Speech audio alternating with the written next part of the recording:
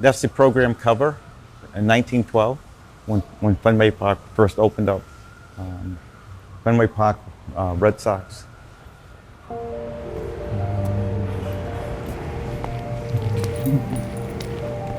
Joe, how are you? Good. My name is Joseph Almeda, tour guide. Been working at Fenway Park for about 14 years, and this is my American story. I was born in Warwick, Rhode Island, which is not too far away from here. And one thing about the Red Sox is they had a huge fan base all over New England. I always listened to the Red Sox on the radio. That's where my passion for the Red Sox started.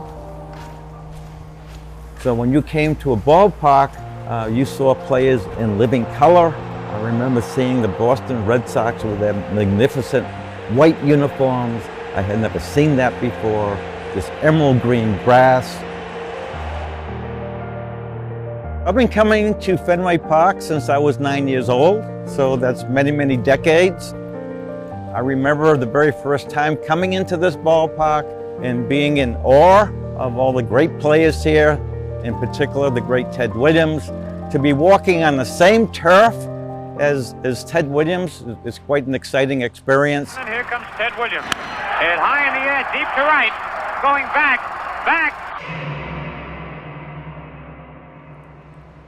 230 feet wide, 37 feet high, the Green Monster. Let's go inside the wall here, see what it looks like.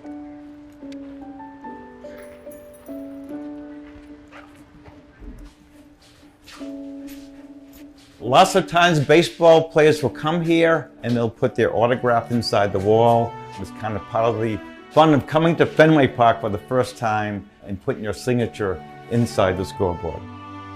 What makes Fenway Park to me so interesting is all the history. Fenway Park built in 1912 and Wrigley Field in Chicago, 1914. Those are the remaining vintage ballparks, and that's where all the charm is. Fenway Park, for me, it's part of growing up.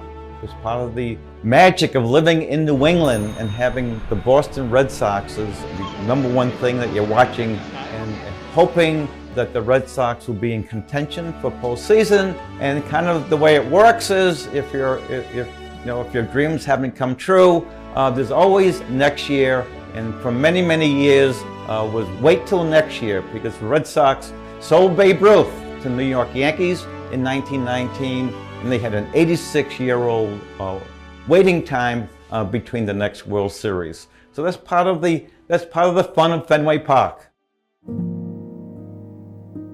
One thing about baseball is, for many people, it kind of enables you to create an identity. My parents were born in Portugal. English was really not my first language.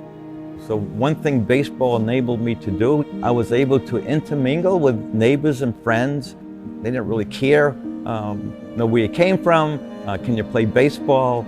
So that's part of the essence of America. We all come together as one, and we fight together and we play together. That's the essence of sports, and that's what makes baseball, in my mind, America's favorite game.